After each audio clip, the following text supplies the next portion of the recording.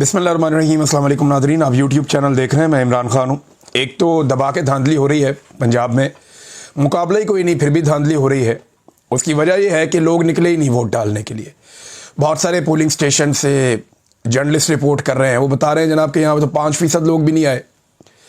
जहाँ पे इलेक्शन था जरताज गुल की सीट पे या फैसलाबाद की सीटों पे, मियांवाली में, हर जगह पे लोग निकले ही नहीं वोट डालने के लिए, क्योंकि पाकिस्तान तहरीके इंसाफ की मकबूलियत बहुत ज़्यादा है और पाकिस्तान तहरीके इंसाफ का वोट है बहुत बड़े पैमाने पे। इमरान खान साहब जो है वो लोगों की इस वक्त दिल की धड़कन बने हुए हैं। तो क्योंकि उनके पास मकबूलियत है और उन्होंने बाइकआउट कर दिया तो उनका वोटर नहीं निकला। जब उनका वोटर नहीं निकला तो गहमा गहमी थी ही नहीं। तो पंजाब के इलेक्शन में ओवरऑल गहमा गहमी नहीं थी, बल्कि यहाँ तक हुआ कि हमने कई जगह पे ऑडियो सुनी और कई जगह पे ऐलानात सुने कि मस्जिदों से बाकायदा ऐलान करवाए गए कि वोटर्स निकलें और निकल कर जाकर वोट डालें। अब आप अंदाज़ा करें कि लोगों की कितनी दिलचस्पी होगी इस इंतखाब में। तो लोगों को भी आइडिया, और इमरान खान साहब का मेरे ख्याल में ये ठीक फैसला था कि बाइकआउट ही करो। उन्होंने 2 इलेक्शन लड़े हैं और दोनों के पीछे एक वजह है। एक इलेक्शन उन्होंने लाहौर का लड़ा जहाँ से हमाद अजहर साहब के वालिद इंतकाल कर गए थे, मियाँ अजहर साहब, और क्योंकि यहाँ पे कोई सज़ा नहीं हुई थी 9 मई में, लिहाजा उन्होंने कहा जी आम इलेक्शन लड़ेंगे।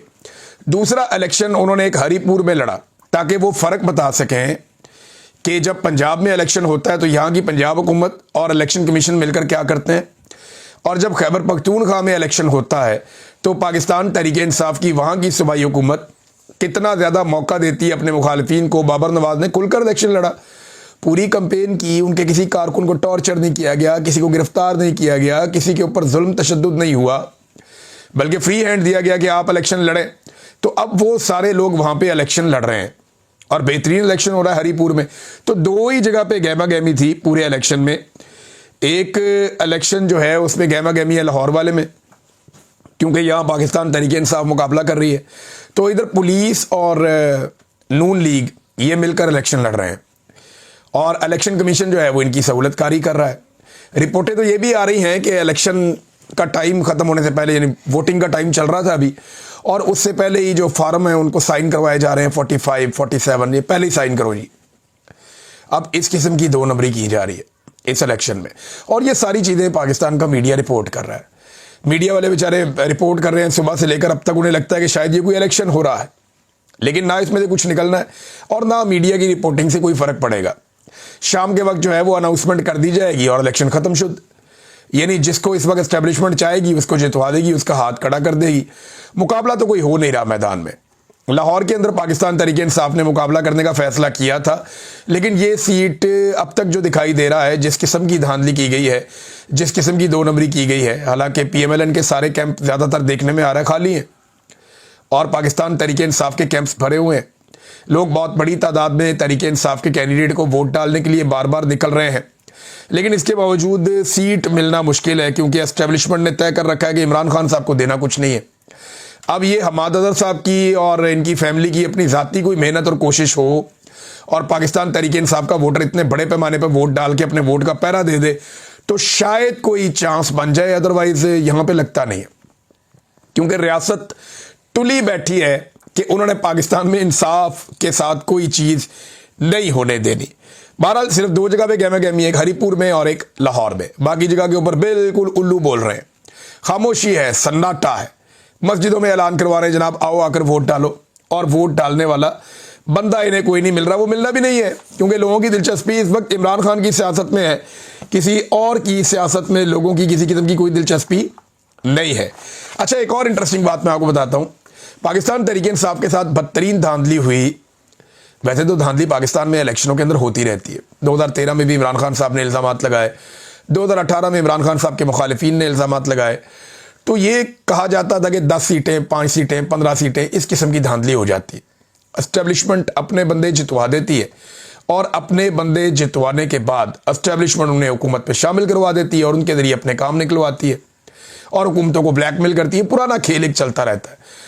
लेकिन ये जो इलेक्शन हुआ इसमें तो पूरा का पूरा मैंडेट ही उड़ा दिया गया।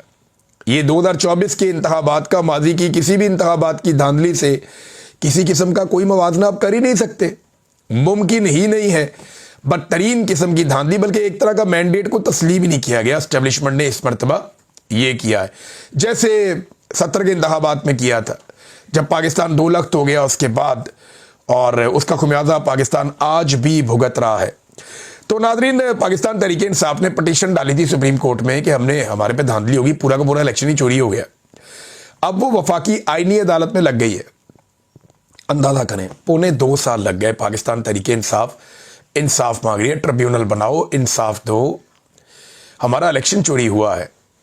इस्लामाबाद के तीनों हलकों के अंदर जब नून लीग फंस गई तो जस्टिस तारिक महमूद जहांगीरी को ही फंसा दिया। तब से लेकर अब तक पूरा का पूरा इस्लामाबाद हाई कोर्ट का स्ट्रक्चर ही बदल दिया। पूरे की पूरी आईनी तरमीमें लेकर आ गए कि जनाब हमने अपनी हुकूमत नहीं जाने देनी। फिर इसी तरह आप देखें कि लाहौर के अंदर, बाकी जगहों के अंदर, जहां जहां पाकिस्तान तहरीक इंसाफ के उम्मीदवार जीते थे, किसी जगह पे भी इंसाफ नहीं मिला। और अब जनाब आईनी अदालत में ये समाअत के लिए मुकर्रर कर दिया गया केस कि तहरीक इंसाफ के साथ धांधली हुई।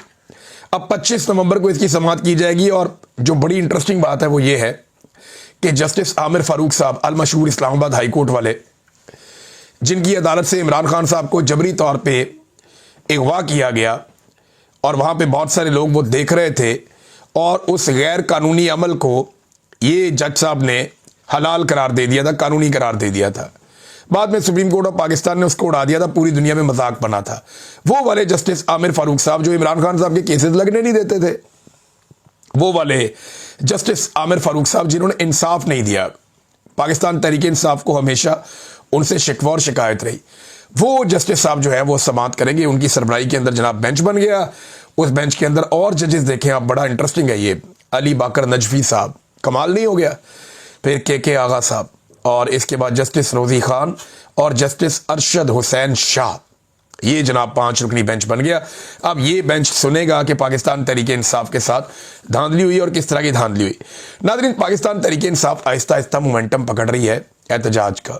होगा क्या, मैं आपके सामने पूरी पिक्चर रख देता हूं कि अब होना क्या है और ये हुकूमत कर क्या सकती है। लेकिन इससे पहले मैं आपको एक स्टेटमेंट बताता हूं जो फील्ड मार्शल आसिम मुनीर कई जगह पे ये स्टेटमेंट दे चुके हैं।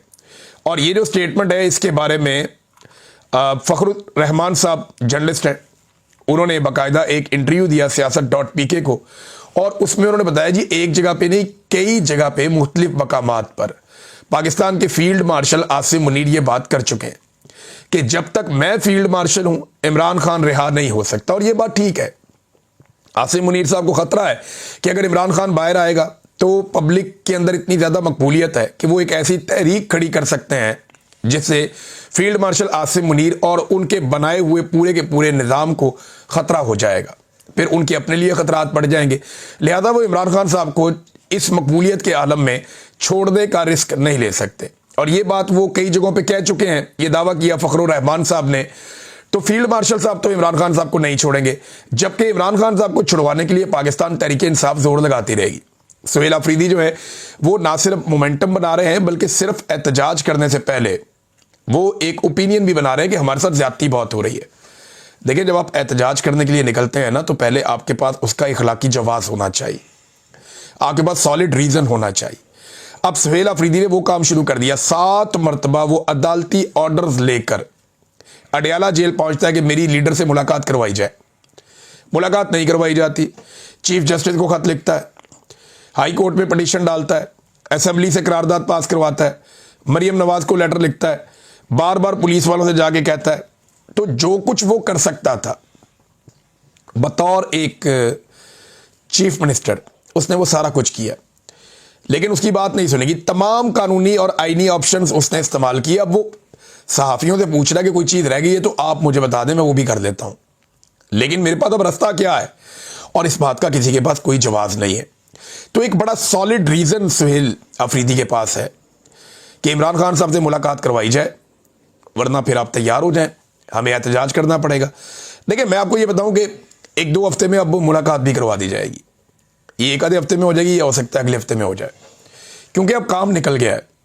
आसिम मुनीर साहब का वो जो टफ टाइम था जिसको उन्होंने गुजारना था, उन्हें लगता था कि ये टाइम मैं गुजार दूंगा तो इसके बाद मैं नाकाबिले तस्खीर हो जाऊंगा, वो टाइम उन्होंने तकरीबन गुजार लिया।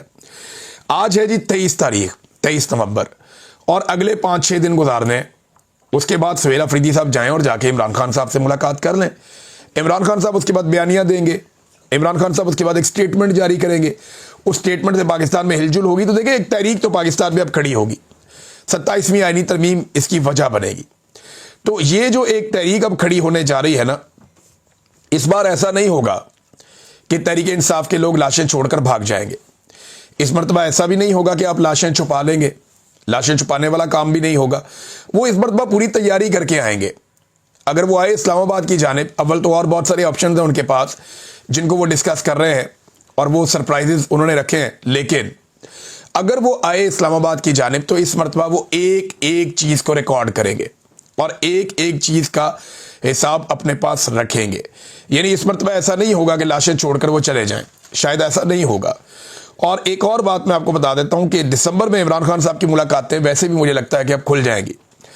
और एहतजाज के नतीजे में क्या होगा जब पाकिस्तान तहरीक इंसाफ मोमेंटम बनाती है, फ़र्ज़ करें एक तो अगर उनका मोमेंटम बन जाता है, वो इतनी ताकत के साथ आ जाते हैं और अवाम पूरे पाकिस्तान में निकल आती है, तो फिर तो वो अपने मुतालबात पूरे करवा लेंगे, फिर तो वो गिच्ची से पकड़ लेंगे पूरे निज़ाम को। लेकिन अगर एक मरतबा फिर गोली चलाई जाती है या एक मरतबा फिर जुल्म और बर्बरियत की जाती है तो फिर क्या होगा? उसके नतीजे में पाकिस्तान फिर कई महीने या कई साल पीछे चला जाएगा। सियासी एकदम इस्तेहकाम पैदा हो जाएगा पाकिस्तान में दोबारा से, फिर से IMF से आपको बड़े कर्जे लेने पड़ेंगे, फिर से आपको जो है वो अदम इस्तेहकाम का सामना करना पड़ेगा। पाकिस्तान में एक बदएतमादी पैदा हो जाएगी, मईशत का पहिया जो पहले ही नहीं चल रहा वो बिल्कुल ही ठप हो जाएगा। फिर पाकिस्तान का मजीद 1 साल ज़ाया हो जाएगा। जब ये 1 साल ज़ाया हो जाएगा तो फिर क्या होगा? फिर दोबारा पाकिस्तान तहरीक इंसाफ एक साल के बाद खड़ी हो जाएगी। तो ये बात आप मेरी याद रखें कि इमरान खान के बारे में मैंने 2020 में एक बात की थी। ARY पे एक प्रोग्राम चल रहा था और उस वक्त भी सबको पता था कि होने क्या जा रहा है। नवाज शरीफ साहब एक डील करके पाकिस्तान से बाहर चले गए थे और माहौल बनाया जा रहा था कि इमरान खान साहब को गिराया जाएगा। तो ये इमरान खान साहब के आने के बाद से ये सिलसिला चल रहा था। तो मैंने तब ये कहा था कि इमरान खान ऐसा आदमी नहीं है कि वो आपको ये पूछता फिरेगा कि मुझे क्यों निकाला, वो आपको बताएगा कि मुझे क्यों निकाला। और वो बनी गाला में जाकर बैठ के हैप्पी बर्थडे टू यू नहीं कहेगा, वो बनी गाला में नहीं बैठेगा। और उसका क्राउड भी ऐसा है, वो खुद भी ऐसा है, ये चिपक जाएंगे आपको और इमरान खान आपको नहीं छोड़ेगा। मैंने ये कहा था। तो जब तक आप इमरान खान को इंसाफ नहीं दे देते, जब तक इमरान खान अपना हक नहीं ले लेता, वो आराम से नहीं बैठेगा और ना वो किसी को आराम से बैठने देगा। और मौजूदा एस्टेब्लिशमेंट और हुकूमत के लिए प्रॉब्लम यह है कि इमरान खान की मकबूलियत इतनी ज़्यादा है कि ये उसको काउंटर भी नहीं कर पा रहे, उसके खिलाफ कोई बयानियाँ भी नहीं बना पा रहे और उसकी मकबूलियत का मुकाबला भी नहीं कर पा रहे। तो ऐसी सूरत हाल में इनके पास ऑप्शन क्या है? इनके पास ऑप्शंस नहीं है। ये सिर्फ लिंगर ऑन कर सकते हैं, चीज़ों को लंबा कर सकते हैं, लेकिन मुल्क नहीं चला सकते। मुल्क इसलिए नहीं चला सकते कि मईशत ठप हो गई है और पाकिस्तान अदम इस्तेहकाम का लगातार शिकार है। दहशतगर्दी के वाक़यात पाकिस्तान में बढ़ते जा रहे हैं। देखिए पाकिस्तान को इन्होंने अब बना क्या दिया।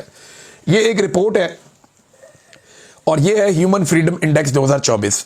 इस रिपोर्ट के अंदर जो डाटा है, मोहित पीरजादा साहब ने भी ये पढ़ के बताई रिपोर्ट।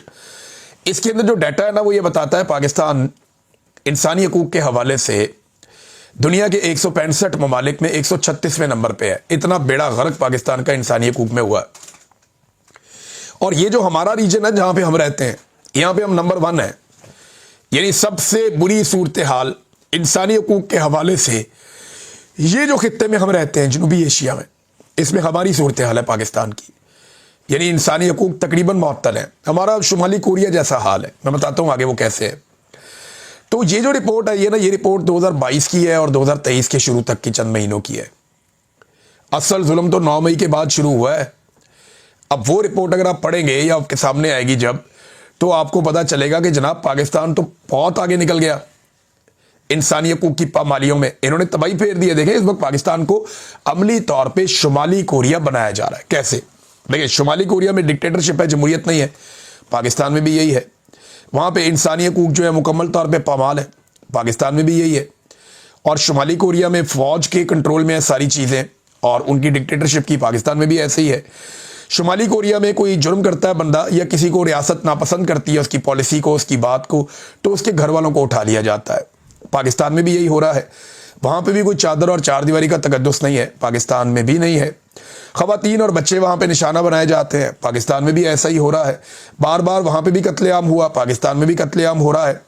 और कानून में मनमर्जी की बदतरीन तब्दीलियां वहां पे भी की जाती हैं और यहाँ पे भी इसी तरह किया जाता है। और इवन जो बैरूने मुल्क निकलने वाले लोग हैं, जो जाना चाहते हैं अपना मुल्क छोड़कर, बहुत बड़ी तादाद में जा रहे हैं। पाकिस्तान दुनिया का वो नंबर 1 मुल्क है, आबादी के एतबार से नहीं कह रहा, आबादी में तो पाकिस्तान से बड़े बड़े मुल्क भी हैं, लेकिन इसके बावजूद पाकिस्तान दुनिया का वो सबसे बड़ा मुल्क है जिसको सबसे ज्यादा लोग अपना मुल्क छोड़कर जा रहे हैं। पाकिस्तान वो मुल्क है इस वक्त। और बैरूने मुल्क निकलने पर भी पाबंदी लगा दी है, हर एयरपोर्ट के ऊपर बंदे बिठा दिए जो लगातार बंदों को डिपोर्ट कर रहे हैं और बाहर जाने से रोक रहे हैं। ये सख्ती आहिस्ता आहिस्ता बढ़ती चली जाएगी और इसके नतीजे में आप देखेंगे पाकिस्तान अमली तौर पर तकरीबन शुमाली कोरिया ही बन जाएगा। और ये हम होता हुआ देख रहे हैं, ऐसा नहीं है कि ये कोई ऐसी चीज है जो ढकी छुपी है, ये अब आपको होता हुआ दिखाई दे रहा है और बार बार सब लोग इसकी गवाही देंगे। नाज़रीन, एक और खबर आई है, नवाज शरीफ साहब बीमार हैं। ये बात मरियम औरंगजेब की वालदा ने की है, ताहिरा औरंगजेब। ये क्योंकि बहुत फैमिली फ्रेंड टाइप के लोग हैं और इनका बड़ा अच्छा शरीफ खानदान से ताल्लुक है, माँ बेटी का। तो उन्होंने बताया कि नवाज शरीफ की बरतानिया में कोई सर्जरी हुई है, तो उनके लिए उन्होंने दुआ के लिए कहा अल्लाह ताला मियाँ साहब को सेहत अता फरमाए। मियाँ साहब काफ़ी अरसे से सेहतमंद नहीं है, वो बीमार है लंबे अरसे से, और जिस किस्म के उनको ज़हनी सदमे पहुँचे हैं पॉलिटिक्स में, उम्र के इस हिस्से में जो शख्स 3 मरतबा वज़ीर आज़म रहा हो, वो भी काफ़ी तकलीफ दे है। तो मियाँ नवाज शरीफ साहब जो हैं वो उनकी कोई सर्जरी हुई है और उनकी सेहत के लिए दुआ के लिए कहा गया है। तो अल्लाह ताला मियाँ साहब को सेहत अता फरमाए और मियाँ साहब को इस बात की तौफीक दे कि वो अपनी जो आखिरी सियासी इनिंग है उसमें कुछ तो ऐसा करें कि तारीख उन्हें अच्छे नामों में याद रखे। यानी तारीख में नाम तभी बनेगा ना जब वो मिलिट्री एस्टेब्लिशमेंट को उससे सियासी किरदार छीन लेंगे, वरना ये क्रेडिट इमरान खान के पास रहेगा, क्योंकि इमरान खान ने पब्लिक को इस काम पे लगाया। सबने कोशिश की, अपना अपना किरदार अदा किया, लेकिन जो इमरान खान ने किया वो पाकिस्तान में कोई नहीं कर पाया। इतने अच्छे तरीके से ये मामला पाकिस्तानियों को किसी ने नहीं समझाया हकीकी आज़ादी का जैसे इमरान खान साहब ने समझाया है। अब नाजरीन, जो पूरी दुनिया में इन्होंने जाके रोला डाला होता है कि पाकिस्तान में कोई करप्शन नहीं है, हम करप्शन का कोई मामला नहीं होने देते, तो ये 5300 अरब की करप्शन कहाँ से आई, ये रिकवरी कहाँ से आई? देखिए, इसके ऊपर अब बात होनी चाहिए ना, हुकूमत इसका क्या जवाब देगी? हुकूमत इसका कोई जवाब दे नहीं रही और ये हुकूमत का अपना डाटा है। 5300 अरब, ये इसी हुकूमत के दौरान, ये इतनी बड़ी अमाउंट है कि इससे मुल्क की किस्मत बदल सकती है। लेकिन अगर ये पैसा रिकवर हुआ तो ये पैसा गया कहाँ पे? दावे ये करते हैं कि धेले की करप्शन नहीं हुई, यहाँ पे हजारों अरब निकल आए हैं, 5300 अरब निकल आए महदूद टाइम के अंदर। तो धेले की करप्शन नहीं हुई तो ये कौन सी करप्शन है? और ये पैसा अगर रिकवर हुआ तो ये गया कहाँ? ये भी एक बड़ा सवाल है। और अभी इसके अंदर जो शुगर माफिया ने चूना लगाया कौम को, या गंदुम माफिया ने जो चूना लगाया पाकिस्तान को, उसका कोई तस्करा इसके अंदर मौजूद भी नहीं है। नादरीन, एक और चीज़ है कि ये जो पाकिस्तान ने वोट किया अक़वाम मुत्तहिदा में, और उस वोट के नतीजे में डोनाल्ड ट्रंप की जो करारदाद है वो पास हो गई। चीन ने और रूस ने इस मरतबा हमायत नहीं की। पाकिस्तान पहली मरतबा, ऐसा लगता है कि शायद माजी में हो, लेकिन मेरी जो याददाश्त है उसके मुताबिक मैंने ये फर्स्ट टाइम ऐसा विटनेस किया या रिपोर्ट किया अपनी सहाफ़ती करियर में, कि चेक करूंगा मैं इसको भी, कि हम मुखालिफ सिमत पे खड़े हुए चीन और रशिया के साथ, और अमेरिका के जो प्रेसिडेंट हैं उनकी ख्वाहिश के मुताबिक हमने वोट कर दिया। अब सवाल ये पैदा होता है कि इससे तो इसराइल को फ़ायदा होगा। और अब तक का जो एक डाटा मैं आपके सामने रखने लगा हूँ, ये देखें कितना अफसोसनाक है। इसराइल ने बार बार जंगबंदी की खिलाफ वर्जी की है जब से जंगबंदी हुई है, और अब तक 500 खिलाफ वर्जियां इसराइल जंगबंदी की कर चुका है। 500 खिलाफ वर्जियां, ये अल जजीरा ने रिपोर्ट किया है। 342 अफराद शहीद हो चुके हैं। गुज़िश्ता 24 घंटे की जो रिपोर्ट में पढ़ रहा था, 22 अफराद उसमें शहीद हुए हैं, और 5 लोग जो हैं इसमें वो हमास के रहनुमा शहीद कर दिए गए। हमास ने ये इंदिया भी दिया है कि इस तरह तो जंगबंदी ख़त्म हो जाएगी, फिर लड़ाई दोबारा से शुरू हो जाएगी। तो ये है जनाब सूरत हाल। अब वहाँ स्टेबलाइजेशन फोर्स अगर जाती है तो वो क्या किरदार अदा करेगी इस माहौल के अंदर? जब इसराइल हमले करता रहेगा तो फिर तो बहुत मुश्किल दिखाई देता है और बड़ी दिक्कत नजर आती है। इलॉन मस्क ने नादरीन एक अजीब कट्टा खोल दिया है। उन्होंने डाटा जाहिर कर दिया है कि कौन कहाँ से अपना एक्स अकाउंट वेरीफाई करवा रहा है या चला रहा है, कहाँ से वो बेस्ड कहाँ पे है, यानी ये जो अकाउंट है ये कहाँ पे बेस्ड है। तो इसमें ना एक बड़ा मज़ेदार काम ये हुआ कि बहुत सारे पाकिस्तानी लोगों के ऊपर ये इल्ज़ाम लगाया जाता था और पाकिस्तान की एस्टेब्लिशमेंट के जो टाउट्स हैं वो ये इल्ज़ाम लगाते थे, बार बार ये इल्ज़ाम आता था कि इनके अकाउंट्स इंडिया से ऑपरेट हो रहे हैं, इनके अकाउंट्स इंडिया से मैनेज हो रहे हैं, इनके अकाउंट्स इंडिया बेस्ड हैं। लेकिन जब इलॉन मस्क ने ये डाटा दिया, कुछ लोग कह रहे हैं कि ये जनाब जो सेफ्टी है लोगों की या उनकी जो प्राइवेसी है उसको जाहिर किया गया है और इसके ऊपर वो ये कह रहे हैं कि ये नहीं किया जाना चाहिए था। लेकिन मैं एक फ़ीचर ज़रूर देना चाहिए कि जो लोग ये समझते हैं कि उनका डाटा जाहिर ना किया जाए वो एक एप्लीकेशन देकर इसको रुकवा लें। ये होना चाहिए था लेकिन नहीं हुआ। अब उनकी अपनी एप्लीकेशन है, उनकी मर्जी, उन्होंने ये कर दिया। तो अब पता चल रहा है कौन सा अकाउंट कहाँ पे बेस्ड है। तो जिन जिन अकाउंटों के खिलाफ टाउटों ने ये प्रोपेगेंडा किया कि वो इंडिया से ऑपरेट हो रहे हैं, उनमें से कोई भी इंडिया से ऑपरेट नहीं हो रहा। यानी बहुत सारे अकाउंट बैरून मुल्क से हो रहे हैं। इमरान खान साहब का यहाँ एशिया से है और बहुत सारे रहनुमाओं के यहीं से हैं, जनूबी एशिया से, यहाँ से वेस्ट एशिया से, यहाँ से हैं।